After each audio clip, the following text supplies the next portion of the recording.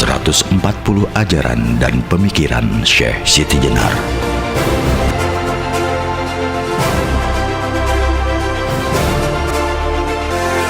Satu, tidak usah kebanyakan teori semu, karena sesungguhnya ingsun inilah Allah. Nyata ingsun yang sejati, bergelar Prabu Satmata, yang tidak ada lain kesejatiannya yang disebut sebangsa Allah.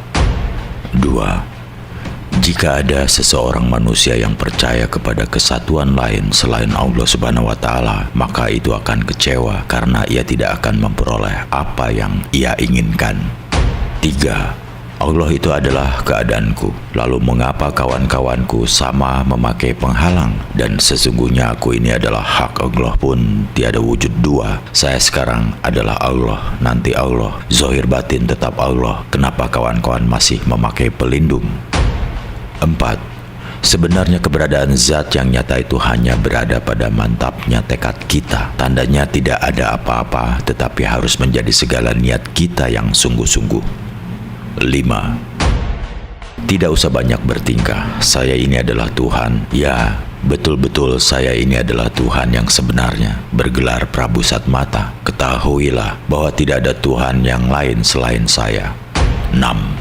Saya ini mengajarkan ilmu untuk betul-betul dapat merasakan adanya kemanunggalan. Sedangkan bangkai itu selamanya tidak ada. Adapun yang dibicarakan sekarang adalah ilmu yang sejati yang dapat membuka tabir kehidupan. Dan lagi semuanya sama. Tidak ada tanda secara samar-samar bahwa benar-benar tidak ada perbedaan yang bagaimanapun. Saya akan tetap mempertahankan tegaknya ilmu tersebut. 7. Bahwa sesungguhnya lafaz Allah yaitu kesaksian akan Allah yang tanpa rupa dan tiada tampak akan membingungkan orang karena diragukan kebenarannya. Dia tidak mengetahui akan diri pribadinya yang sejati sehingga ia menjadi bingung. Sesungguhnya nama Allah itu untuk menyebut wakilnya, diucapkan untuk menyatakan yang dipuja dan menyatakan suatu janji. Nama itu ditumbuhkan menjadi kalimat yang diucapkan Muhammad Rasulullah. Kedelapan, padahal sifat kafir berwatak jisim yang akan membusuk, hancur lebur bercampur tanah. Lain jika kita sejiwa dengan zat yang maha luhur. Ia gagah berani, maha sakti dalam sarak, menjelajahi alam semesta. Dan itu pangeran saya yang menguasai dan memerintah saya yang bersifat wahdaniyah. Artinya menyatukan diri dengan ciptaannya. Ia dapat abadi mengembara melebihi peluru atau anak sumpit. Bukan budi, bukan nyawa, bukan hidup tanpa asal dari manapun, bukan pula kehendak tanpa tujuan. Dia itu yang bersatu padu dengan wujud saya. Tiada susah payah, kodrat dan kehendaknya. Tiada kenal rintangan, sehingga pikiran keras dari kehidupan, dari keinginan luluh tiada berdaya. Maka timbullah dari jiwa raga saya, kearif bijaksanaan saya menjumpai ia sudah ada di sana. Kesembilan, Syekh lemah bang namaku, Rasulullah ya aku sendiri, Muhammad ya aku sendiri. Asma Allah itu sesungguhnya diriku, ya akulah yang menjadi Allah Ta'ala. Kesepuluh, jika Anda menanyakan di mana rumah Tuhan, maka jawabnya tidak sukar. Allah berada pada zat yang tempatnya tidak jauh, yaitu berada dalam tubuh manusia, tapi hanya orang yang terpilih saja yang bisa melihatnya, yaitu orang-orang Sunni. Kesebelas, rahasia kesadaran kesejatian kehidupan. Ya, ingsun ini kesejahteraan kehidupan. Engkau sejatinya Allah. Ya, ingsun sejati Allah, yaitu wujud yang berbentuk sejati itu. Sejatinya Allah. Sir atau rahasia itu Rasulullah. Lisan atau pengucap itu Allah. Jasad Allah badan putih tanpa darah. Sir Allah, rasa Allah, rahasia rasa kesejatian Allah. Ya, ingsun ini sejatinya Allah. Ke-12, adanya kehidupan itu karena pribadi. Demikian pula keinginan hidup itu pun ditetapkan oleh diri sendiri. Tidak mengenal roh yang melestarikan kehidupan. Tiada turut merasakan sakit ataupun lelah. Suka duka pun musnah karena tidak diinginkan oleh hidup. Dengan demikian, hidupnya kehidupan itu berdiri sendiri. 13. Zat wajibul maulana adalah yang menjadi pemimpin budi yang menuju ke semua kebaikan. Citra manusia hanya ada dalam keinginan yang tunggal. Satu keinginan saja belum tentu dapat dilaksanakan dengan tepat, apalagi dua. Nah, cobalah untuk memisahkan zat wajibul maulana dengan budi agar supaya manusia dapat menerima keinginan yang lain. 14. Yang widi, kalau dikatakan dalam bahasa di dunia ini, adalah bako, bersifat abadi, tanpa antara, tiada erat dengan sakit ataupun rasa tidak enak. Ia berada baik di sana maupun di sini, bukan ini, bukan itu, oleh tingkah yang banyak dilakukan dan yang tidak wajar. Menuruti raga adalah sesuatu yang baru. 15. Gagasan adanya badan halus itu mematikan kehendak manusia. Di manakah adanya hyang sukma? Kecuali hanya diri pribadi. Kelilingilah cakrawala dunia, membumbung ke langit yang tinggi. Selamilah dalam bumi sampai lapisan ketujuh. Tiada ditentukan wujud yang mulia. 16. Kemana saja sunyi senyap adanya, ke utara, selatan, barat, timur, dan tengah. Yang ada di sana hanya adanya di sini. Yang ada di sini bukan wujud saya. Yang ada dalam diriku adalah hampa dan sunyi. Isi dalam daging tubuh adalah isi perut yang kotor. Maka bukan jantung, bukan otak yang pisah dari tubuh. Laju pesat bagaikan anak panah lepas dari busur, menjelajah Mekah dan Madinah. 17. Saya ini bukan budi, bukan angan-angan hati, bukan pikiran yang sadar, bukan niat, bukan udara, bukan angin, bukan panas, dan bukan kekosongan atau kehampaan. Wujud saya ini jasad yang akhirnya menjadi jenazah, busuk bercampur tanah dan debu. Nafas saya mengelilingi dunia, tanah, api, air, dan udara kembali ke tempat asalnya, sebab semuanya barang baru, bukan asli. 18. Maka saya ini zat sejiwa yang menyatu, menyukma dalam hyang widi. Pangeran saya bersifat jalil dan jamal, artinya maha mulia dan maha indah. Ia tidak mau sholat atas kehendak sendiri, tidak pula mau memerintah untuk sholat kepada siapapun. Adapun sholat itu budi yang menyuruh, budi yang laknat dan mencelakakan, tidak dapat dipercaya dan dituruti, karena perintahnya berubah-ubah. Perkataannya tidak dapat dipegang, tidak jujur jika dituruti, tidak jadi dan selalu mengajak mencuri. 19. Syukur kalau saya sampai tiba di dalam kehidupan yang sejati. Dalam alam kematian ini saya kaya akan dosa. Siang malam saya berdekatan dengan api neraka. Sakit dan sehat saya temukan di dunia ini. Lain halnya apabila saya sudah lepas dari alam kematian. Saya akan hidup sempurna, langgeng, tiada ini dan itu. 20. Menduakan kerja bukan watak saya. Siapa yang mau mati dalam alam kematian, orang kaya akan dosa. Balik, jika saya hidup yang tidak kekal ajal, akan langgeng hidup saya. Tidak perlu ini dan itu. Akan tetapi saya disuruh untuk memilih hidup atau mati. Saya tidak sudi, sekalipun saya hidup. Biar saya sendiri yang menentukan. 21. Betapa banyak nikmat hidup manfaatnya mati.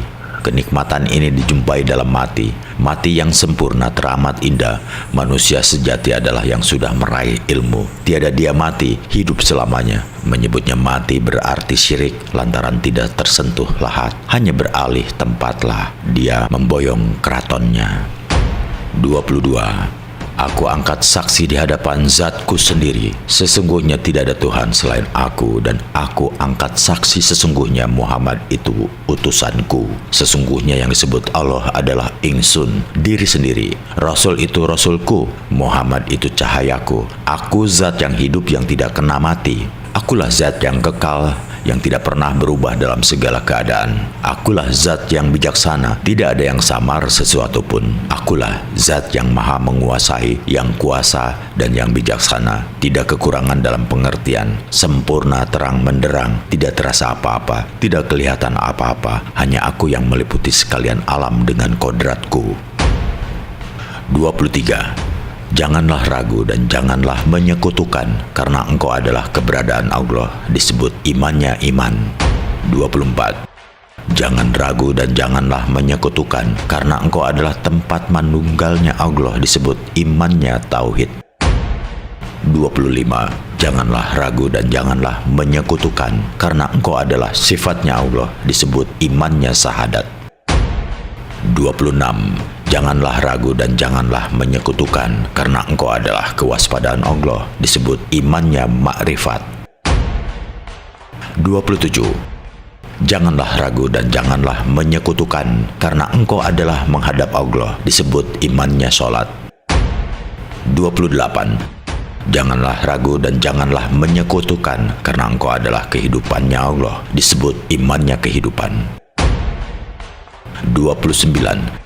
Janganlah ragu dan janganlah menyekutukan, karena engkau adalah kepunyaan dan keagungan Allah. Disebut imannya takbir. 30.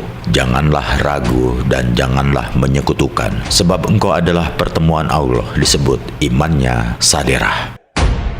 31. Janganlah ragu dan janganlah menyekutukan, karena engkau adalah kesucian Allah. Disebut imannya kematian.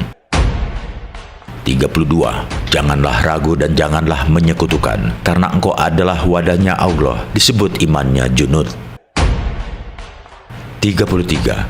Janganlah ragu dan janganlah menyekutukan, karena engkau adalah bertambahnya nikmat dan anugerah Allah. Disebut imannya jinabat. 34. Janganlah ragu dan janganlah menyekutukan, karena engkau adalah asma nama Allah. Disebut imannya wudu. 35. Janganlah ragu dan janganlah menyekutukan, karena engkau adalah ucapan Allah. Disebut imannya kalam. 36. Janganlah ragu dan janganlah menyekutukan, karena engkau adalah juru bicara Allah. Disebut imannya akal. 37.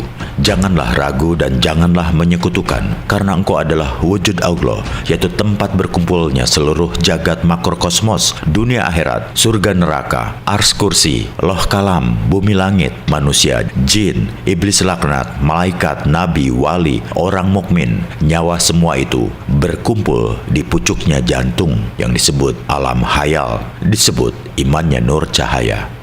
38. Yang disebut kodrat itu yang berkuasa. Tiada yang mirip atau yang menyamai.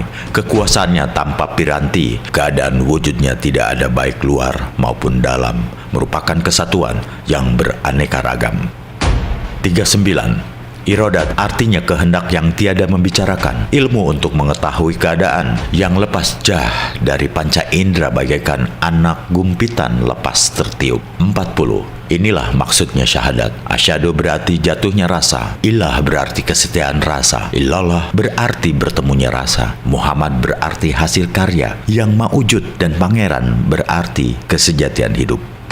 41. Mengertilah bahwa sesungguhnya ini syahadat sakarat. Jika tidak tahu, maka sekaratnya masih mendapatkan halangan. Hidupnya dan matinya hanya seperti hewan. 42.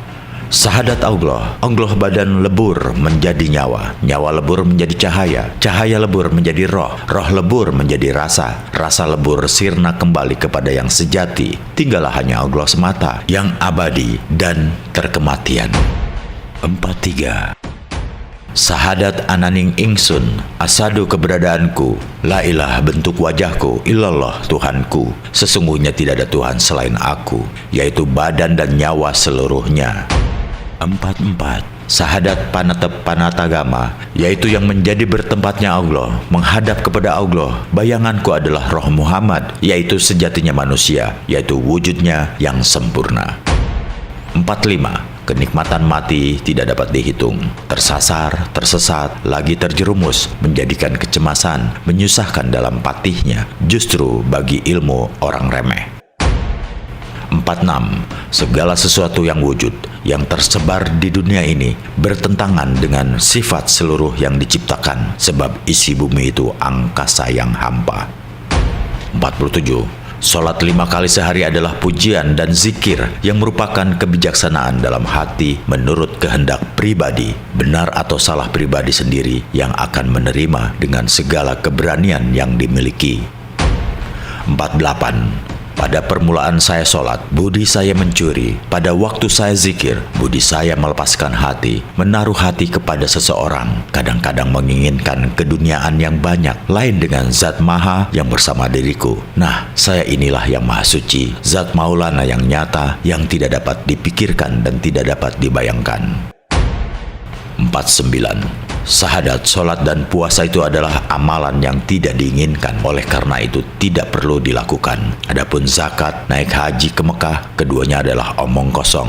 Itu semua adalah palsu dan penipuan terhadap sesama manusia. Menurut para aulia, bila manusia melakukannya, maka dia akan dapat pahala. Itu adalah omong kosong dan keduanya adalah orang yang tidak tahu. 50. Tidak pernah saya menuruti perintah budi, bersujud-sujud di masjid menggunakan jubah, pahalanya besok saja. Bila dahi sudah menjadi tebal, kepala berbelang, sesungguhnya hal itu tidak masuk akal. Di dunia ini semua manusia adalah sama. Mereka semua mengalami suka duka, menderita sakit dan duka nestapa. Tiada bedanya satu dengan yang lain. Oleh karena itu, saya, Siti Jenar, hanya setia pada satu hal saja, yaitu Gusti Zat Maulana. 51. Gusti Zat Maulana, dialah yang luhur dan sangat sakti, yang berkuasa, maha besar, lagi pula memiliki 20 sifat, kuasa atas segala kehendaknya. Dialah maha kuasa, pangkal mula segala ilmu, maha mulia, maha indah, maha sempurna, maha kuasa, rupa warnanya tanpa cacat, seperti hambanya. Di dalam raga manusia, ia tidak nampak. Ia sangat sakti menguasai segala yang terjadi dan menjelajahi seluruh alam semesta, Ngindraloka. 52. Hyang Widi, wujud yang tidak nampak oleh mata, mirip dengan ia sendiri. Sifat-sifatnya mempunyai wujud seperti penampakan raga yang tiada tampak. Warnanya melambangkan keselamatan, tetapi tanpa cahaya atau teja, halus, lurus, terus-menerus, menggambarkan kenyataan tiada dusta. Ibaratnya kekal tiada bermula, sifat dahulu yang meniadakan permulaan karena asal diri pribadi. 53. Mengertilah bahwa sesungguhnya ini syahadat sakarat. Jika tidak tahu, maka sekaratnya masih mendapatkan halangan. Hidupnya dan matinya hanya seperti hewan.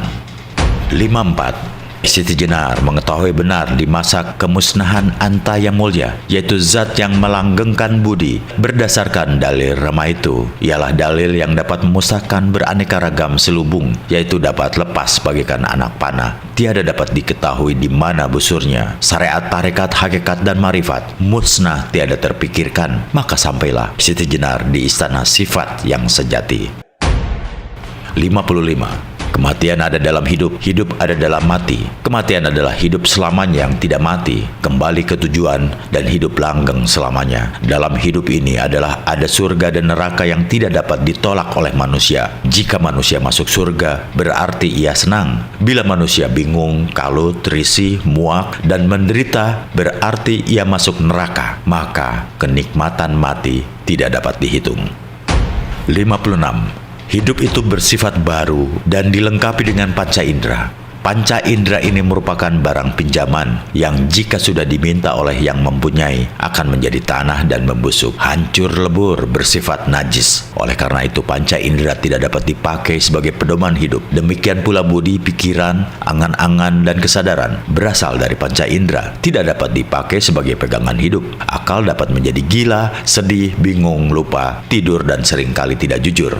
Akal itu pula yang siang malam mengajak kita berbuat dengki, bahkan merusak kebahagiaan orang lain. Dengki juga akan menimbulkan kejahatan, kesombongan yang pada akhirnya membawa manusia ke dalam kenistaan dan menodai citranya. Kalau sudah sampai demikian, parahnya manusia biasanya baru menyesali perbuatannya. 57. Apakah tidak tahu bahwa penampilan bentuk daging, urat tulang, dan sumsum bisa rusak? Dan bagaimana cara Anda memperbaikinya? Biarpun bersembahyang 1000 kali setiap harinya, akhirnya mati juga. Meskipun badan Anda tutupi, akhirnya kena debu juga. Tetapi jika penampilan bentuknya seperti Tuhan, apakah para wali dapat membawa pulang dagingnya? Saya rasa tidak dapat. Alam semesta ini adalah baru. Tuhan tidak akan membentuk dunia ini 2 kali dan juga tidak akan membuat tatanan baru. 58. Segala sesuatu yang terjadi di alam ini pada hakikatnya adalah perbuatan Allah. Berbagai hal yang dinilai baik maupun buruk pada hakikatnya adalah dari Allah juga. Jadi sangat salah besar bila ada yang menganggap bahwa yang baik itu dari Allah dan yang buruk adalah dari selain Allah. Oleh karena itu, af'al Allah harus dipahami dari dalam dan dari luar diri manusia. Misalnya saat manusia menggoreskan pensil, disitulah terjadi perpaduan 2 kemampuan kodrati yang dipancarkan oleh Allah kepada makhluknya, yaitu kemampuan gerak pensil. Tanah yang terlempar dari tangan seseorang itu adalah berdasarkan kemampuan kodrati gerak tangan seseorang. Maksudnya, bukanlah engkau yang melempar, melainkan Allah yang melempar ketika engkau melempar. 59. Di dunia ini kita merupakan mayat-mayat yang cepat juga akan menjadi rusak dan bercampur tanah. Ketahuilah juga bahwa apa yang dinamakan Kaula Gusti tidak berkaitan dengan seorang manusia biasa. Dengan seorang manusia biasa seperti yang lain-lain. Kaula dan Gusti itu sudah ada dalam diriku. Siang dan malam tidak dapat memisahkan diriku dari mereka. Tetapi hanya untuk saat ini nama Kaula Gusti itu berlaku, yaitu selama saya mati. Nanti kalau saya sudah hidup lagi, Gusti dan Kaula lenyap, yang tinggal hanya hidupku sendiri. Ketentraman langgeng dalam Anda sendiri. Bila kamu belum menyadari kata-kataku, maka dengan tepat dapat dikatakan bahwa kamu masih terbenam dalam masa kematian. Di sini memang terdapat banyak hiburan macam warna, lebih banyak lagi hal-hal yang menimbulkan hawa nafsu. Tetapi kau tidak melihat bahwa itu hanya akibat panca indera. Itu hanya impian yang sama sekali tidak mengandung kebenaran dan sebentar lagi akan cepat lenyap. Gilalah orang yang terikat padanya. Saya tidak merasa tertarik, tidak sudi tersesat dalam kerajaan kematian. Satu-satunya yang kuusahakan adalah kembali kepada kehidupan.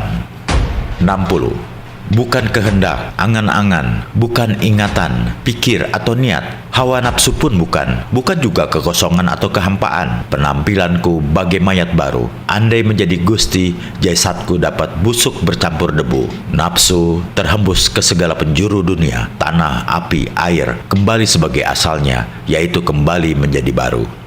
61. Bumi, langit, dan sebagainya adalah kepunyaan seluruh manusia. Manusialah yang memberi nama. Buktinya sebelum saya lahir, tidak ada. 62. Sesungguhnya pada hakikatnya tidak ada perbedaan antara ajaran Islam dengan Siwa Buddha. Hanya nama, bahasa, serta tatanan yang berbeda. Misalnya dalam Siwa Buddha dikenal yang maha baik dan pangkal keselamatan. Sementara dalam Islam kita mengenal Allah Al-Jamal dan As-Salam. Jika Siwa dikenal sebagai pangkal penciptaan yang dikenal dengan Brahmana, maka dalam Islam kita mengenal Al-Holik. Siwa sebagai penguasa makhluk disebut Prajapati. Maka dalam Islam kita mengenal Al-Maliku Al-Mulki. Jika Siwa Maha Pemurah dan Pengasih disebut Sankara, maka dalam Islam kita mengenal Ar-Rahman dan Ar-Rahim. 63. Kehilangan adalah kepedihan. Berbahagialah engkau, wahai musafir papa, yang tidak memiliki apa-apa, maka tidak akan pernah kehilangan apa-apa. 64. Jika engkau kagum kepada seseorang yang engkau anggap wali Allah, jangan engkau terpancang pada kekaguman akan sosok dan perilaku yang diperbuatnya. Sebab saat seseorang berada pada tahap kewalian, maka keberadaan dirinya sebagai manusia telah lenyap, tenggelam ke dalam al-wali. 65. Kewalian bersifat terus-menerus. Hanya saja saat tenggelam dalam al-wali berlangsungnya cuma beberapa saat. Dan saat tenggelam ke dalam al-wali itulah sang wali benar-benar menjadi pengejawantahan al-wali. Lantaran itu sang wali memiliki kekeramatan yang tidak bisa diukur dengan akal pikiran manusia, di mana karomah itu sendiri pada hakikatnya pengejawantahan al-wali. Dan lantaran itu pula yang dinamakan karomah adalah sesuatu di luar kehendak sang wali pribadi. Semua itu semata-mata kehendaknya mutlak. 66. Kekasih Allah itu ibarat cahaya. Jika ia berada di kejauhan, kelihatan sekali terangnya. Namun, jika cahaya itu didekatkan ke mata, mata kita akan silau dan tidak bisa melihatnya dengan jelas. Semakin dekat cahaya itu ke mata, maka kita akan semakin buta tidak bisa melihatnya. 67. Engkau bisa melihat cahaya kewalian pada diri seseorang yang jauh darimu, namun engkau tidak bisa melihat cahaya kewalian yang memancar dari diri orang-orang terdekat denganmu. 68. Saya hanya akan memberi sebuah petunjuk yang bisa digunakan untuk meniti jembatan Shiratal Mustaqim, ajaib ke arahnya. Saya katakan ajaib karena jembatan itu bisa menjauhkan sekaligus mendekatkan jarak mereka yang meniti dengan tujuan yang hendak dicapai. 69. Bagi kalangan awam, istighfar lazimnya dipahami sebagai upaya memohon ampun kepada Allah sehingga mereka memperoleh pengampunan. Tetapi bagi para salik, istighfar adalah upaya pembebasan dari belenggu kekakuan kepada Allah sehingga memperoleh ampun yang menyikap tabir goib yang menyelubungi manusia. Sesungguhnya di dalam Asma al-Ghafar terangkum makna maha pengampun dan juga maha menutupi, maha menyembunyikan, dan maha menyelubungi. 70. Semua itu terikat, itu benar. hanya nama dan caranya saja yang berbeda. Justru cara itu menjadi salah satu sesat ketika sang salik melihat terlalu tinggi cara yang diikutinya sehingga menafikan cara yang lain. 71. Semua rintangan manusia itu berjumlah 7 karena kita adalah makhluk yang hidup di atas permukaan bumi. Allah membentangkan 7 lapis langit yang kokoh di atas kita, sebagaimana bumi pun berlapis 7, dan samudra pun berlapis 7, bahkan neraka berlapis 7. Tidakkah Anda ketahui bahwa surga pun berjumlah 7? Tidakkah Anda ketahui bahwa dalam beribadah kepada Allah, manusia diberi piranti 7 ayat yang diulang-ulang dari Al-Quran untuk menghubungkan dengannya? Tidakkah Anda sadari bahwa saat Anda sujud, anggota badan Anda yang menjadi tumpuan? 72. Di dunia manusia mati, siang malam manusia berpikir dalam alam kematian, mengharap-harap akan permulaan hidupnya. Hal ini mengherankan sekali, tetapi sesungguhnya manusia di dunia ini dalam alam kematian, sebab di dunia ini banyak neraka yang dialami, kesengsaraan, panas, dingin, kebingungan, kekacauan, dan kehidupan manusia dalam alam yang nyata. 73. Dalam alam ini manusia hidup mulia, mandiri diri pribadi, tiada diperlukan lantaran ayah dan ibu. Ia berbuat menurut keinginan sendiri, tiada berasal dari angin, air, tanah, api, dan semua yang serba jasad. Ia tidak menginginkan atau mengharap-harapkan kerusakan apapun. Maka apa yang disebut Allah ialah barang baru, direka-reka menurut pikiran dan perbuatan. 74. Orang-orang muda dan bodoh banyak yang diikat oleh budi, cipta, iblis laknat, kafir, setan, dan angan-angan yang muluk-muluk yang menuntun mereka ke yang bukan-bukan. Orang jatuh ke dalam neraka dunia karena ditarik oleh panca indera, menuruti nafsu catur warna, hitam, merah, kuning, serta putih dalam jumlah yang besar sekali yang masuk ke dalam jiwa raganya. 75. Saya merindukan hidup saya dulu, tak kala saya masih suci, tiada terbayangkan, tiada kenal arah, tiada kenal tempat, tiada tahu hitam, merah, putih, hijau, biru, dan kuning. Kapankah saya kembali ke kehidupan saya yang dulu? Kelahiranku di dunia alam kematian itu demikian susah payahnya karena saya memiliki hati sebagai orang yang mengandung sifat baru. 76. Kelahiranku di dunia kematian itu demikian susah payahnya karena saya memiliki hati sebagai orang yang mengandung sifat baru. 77. Keinginan baru, kodrat, irodat, samak, besar, dan ngaliman atau aliman betul-betul terasa amat berat di alam kematian ini. Panca pranawa kudus, yaitu 5 penerangan suci, semua sifat saya, baik yang dalam maupun yang luar. Tidak ada yang saya semuanya itu berwujud najis, kotor, dan akan menjadi racun. Beraneka ragam terdapat tersebut dalam alam kematian ini. Di dunia kematian, manusia terikat oleh panca indera, menggunakan keinginan hidup yang 20 sifatnya, sehingga saya hampir tergila-gila dalam dan kematian ini. 78.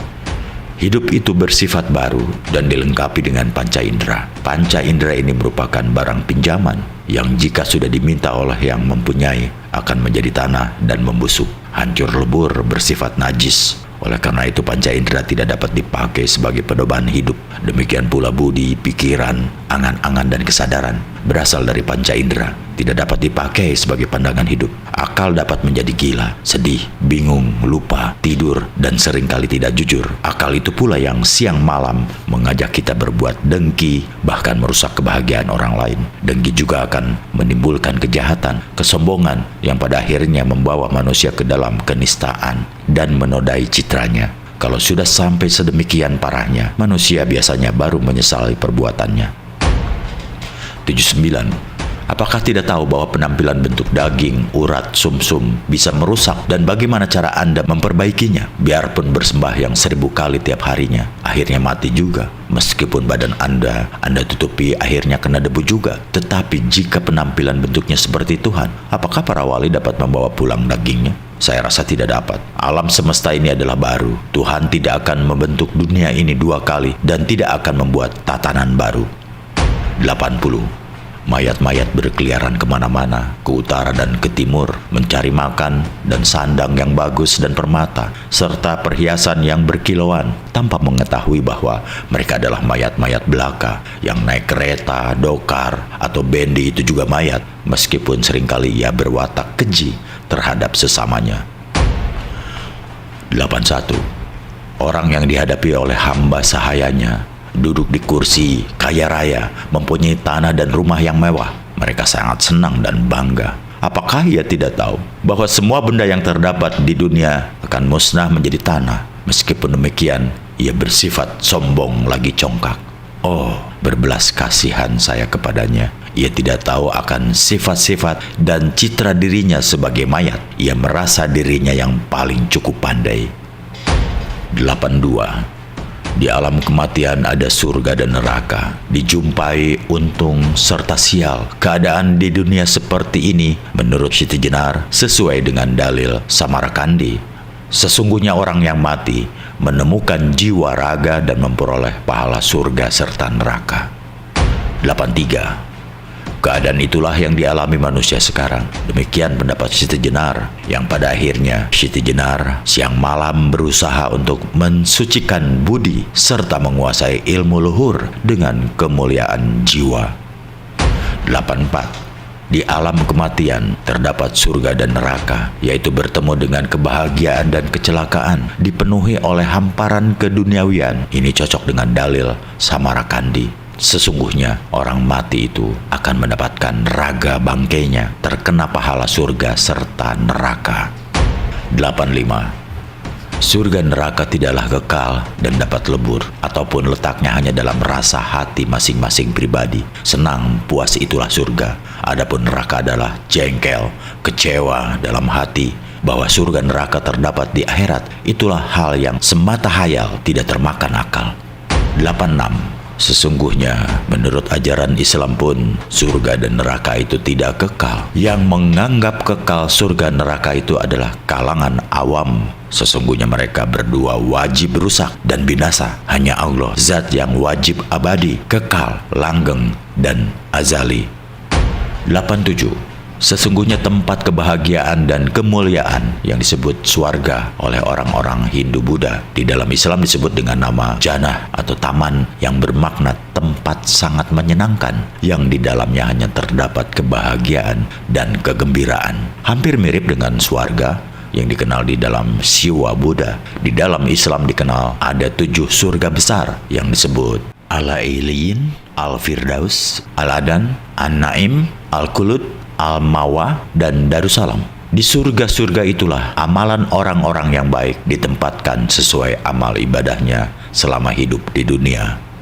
88. Sementara itu, tidak berbeda dengan ajaran Siwa Buddha yang meyakini adanya alam bawah, yaitu neraka yang bertingkat-tingkat dan jumlahnya sebanyak jenis siksaan. Islam pun mengajarkan demikian. Jika dalam ajaran Siwa Buddha dikenal ada 7 neraka besar, yaitu Sutala, Watala, Talata, Mahatala, Satala, Atala, dan Patala, maka dalam Islam juga dikenal tingkatan neraka, yaitu Jahanam, Utama, Hawiyah, Sakar, Jahim, dan Dalwail.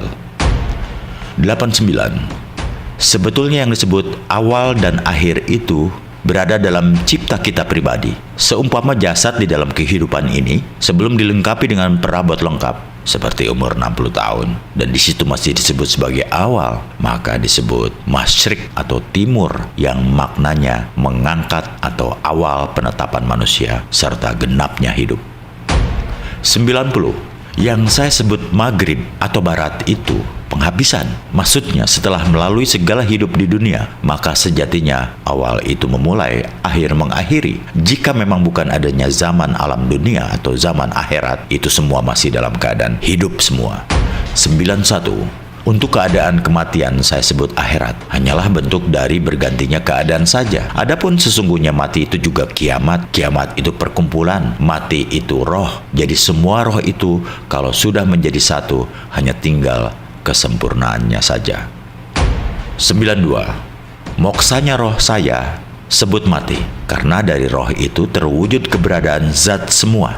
Letaknya kesempurnaan roh itu adalah musnahnya zat. Akan tetapi bagi penerapan makrifat, Hanya yang waspada dan tepat yang bisa menerapkan aturannya. Di samping semua itu, sesungguhnya semuanya juga hanya akan kembali kepada asalnya masing-masing.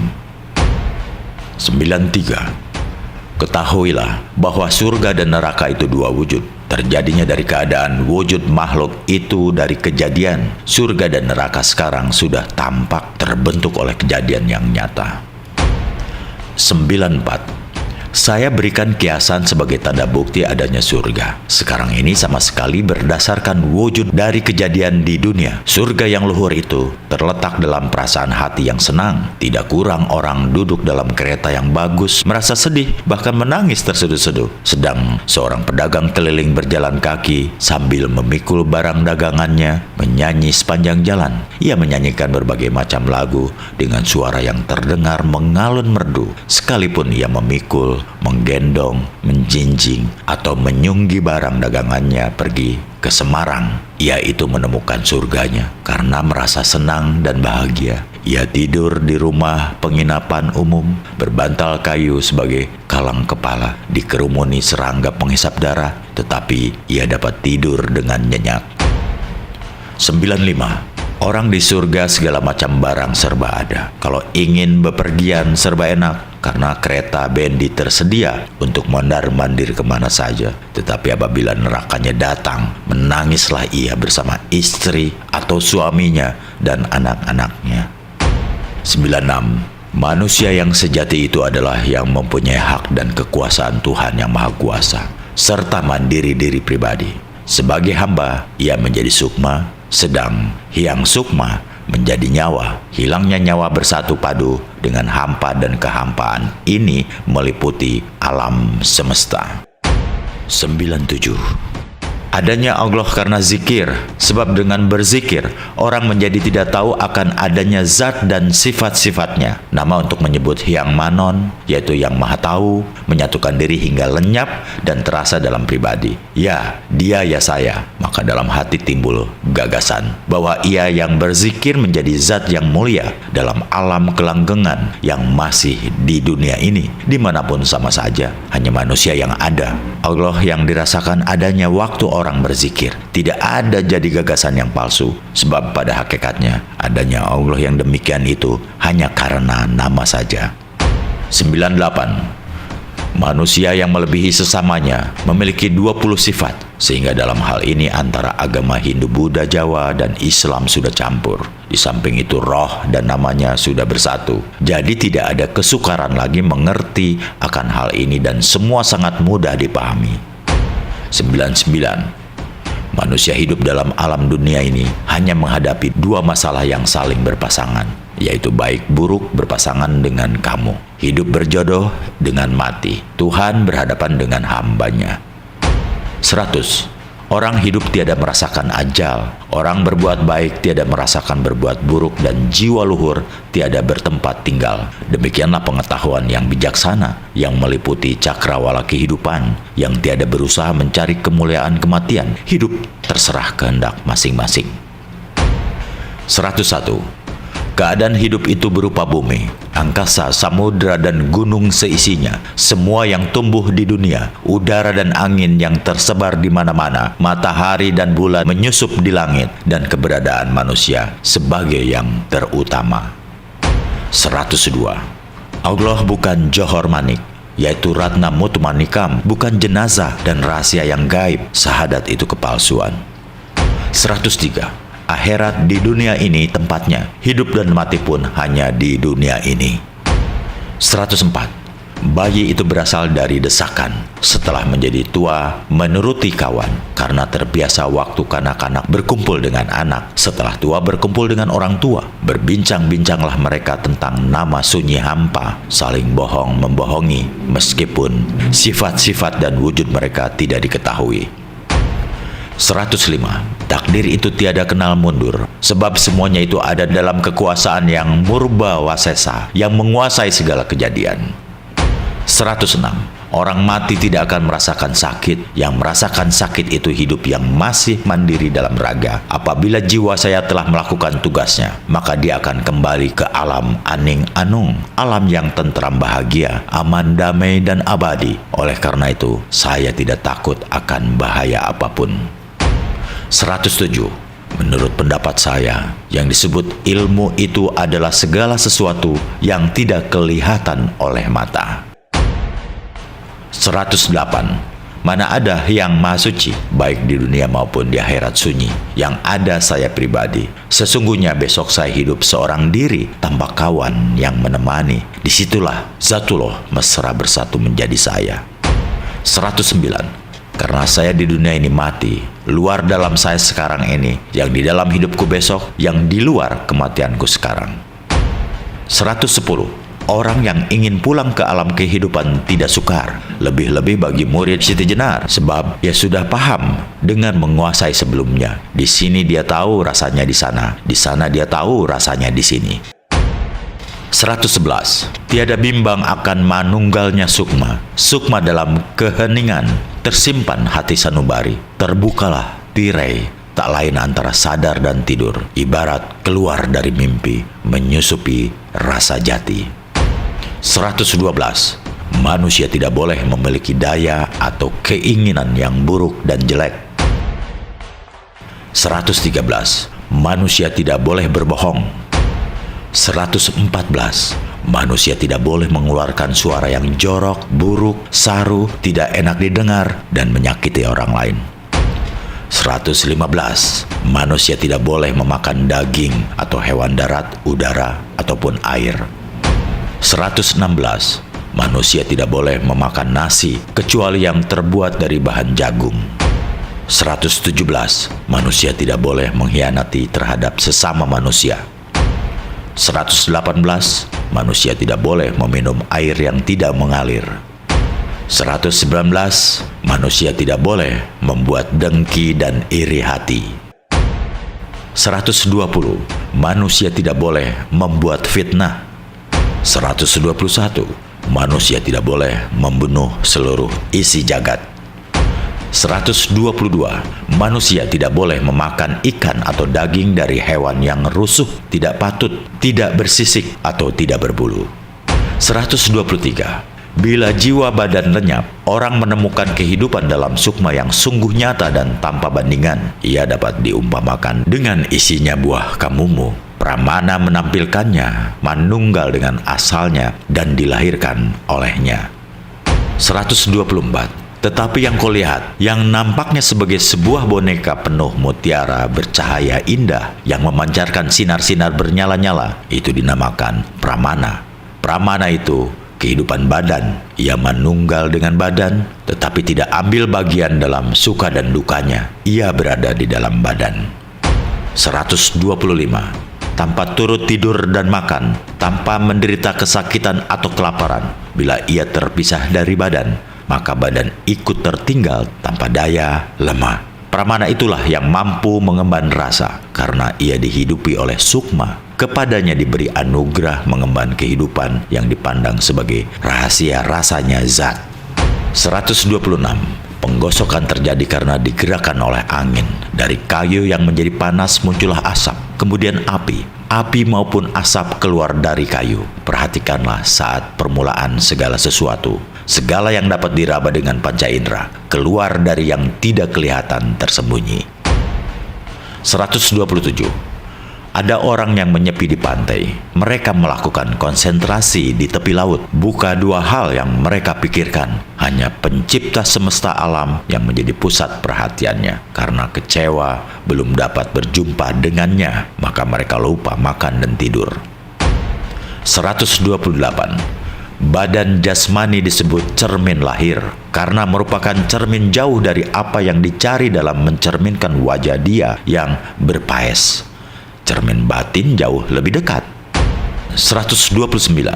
Siang malam terus-menerus mereka lakukan sholat. Dengan tiada hentinya terdengarlah pujian dan zikir mereka. Dan kadang mereka mencari tempat lain dan melakukan konsentrasi di kesunyian hutan. Luar biasalah usaha mereka. Hanya penciptalah yang menjadi pusat pandangannya. 130. Badan cacat kita cela, keutamaan kerendahan hati kita puji, tetapi keadaan kita ialah digerakkan dan didorong oleh sukma, tetapi sukma tidak nampak, yang nampak hanya badan. 131. Cermin batin itu bukanlah cermin yang dipakai orang-orang biasa. Cermin ini sangat istimewa karena mendekati kenyataan. Bila kau mengetahui badan yang sejati, itulah yang dinamakan kematian terpilih. 132. Bila engkau melihat badanmu, aku turut dilihat. Bila kau tidak memandang dirimu begitu, kau sungguh tersesat. 133. Sukma tidak jauh dari pribadi. Ia tinggal di tempat itu jua. Ia jauh kalau dipandang jauh, tetapi dekat kalau dianggap dekat. Ia tidak kelihatan, karena antara dia dan manusia terdapat kekuasaannya yang meresapi segala-galanya. 134. Hyang Sukma Purba menyembunyikan diri terhadap penglihatan sehingga ia lenyap sama sekali dan tidak dapat dilihat. Kontemplasi terhadap dia yang benar lenyap dan berhenti. Jalan untuk menemukannya dilacak kembali dari puncak gunung. 135. Tetapi Hyang Sukma sendiri tidak dapat dilihat. Cepat orang turun dari gunung dan dengan seksama orang melihat ke kiri ke kanan, namun dia tidak ditemukan. Hati orang itu berlalu penuh duka cita dan kerinduan. 136. Hendaklah waspada terhadap penghayatan Roroning Atunggil agar tiada ragu terhadap bersatunya sukma. Penghayatan ini terbuka di dalam penyepian, tersimpan di dalam kolbu. Adapun proses terungkapnya tabir penutup alam gaib, laksana terlintasnya dalam kantuk bagi orang-orang yang sedang mengantuk. Penghayatan gaib itu datang laksana lintasan mimpi. Sesungguhnya orang yang telah menghayati semacam itu berarti telah menerima anugerah Tuhan kembali ke alam sunyi. Tiada menghiraukan kesenangan duniawi. Yang Maha Kuasa telah mencakup pada dirinya. Dia telah kembali ke asal mulanya. 137. Mati raga orang-orang ulama yang mengundurkan diri di dalam kesunyian hutan ialah hanya memperhatikan yang satu itu tanpa membiarkan pandangan mereka menyimpang. Mereka tidak menghiraukan kesukaran tempat tinggal mereka. Hanya dialah yang melindungi badan hidup mereka yang diperlihatkan. Tidak ada sesuatu yang lain yang mereka pandang, hanya Sang Penciptalah yang mereka perhatikan. 138. Yang menciptakan mengemudi dunia adalah tanpa rupa atau suara. Kalbu manusia yang dipandang sebagai wismanya, carilah dia dengan sungguh-sungguh. Jangan sampai pandanganmu terbelah menjadi dua. Peliharalah baik-baik iman kepercayaanmu dan tolaklah hawa nafsumu. 139. Bila kau masih menyembah dan memuji Tuhan dengan cara biasa, kau baru memiliki pengetahuan yang kurang sempurna. Jangan tersenyum seolah-olah kau sudah mengerti. Bila kau belum mengetahui ilmu sejati, itu semua hanya berupa tutur kata. Adapun kebenaran sejati adalah meninggalkan sembah dan pujian yang diungkapkan dengan kata-kata. 140.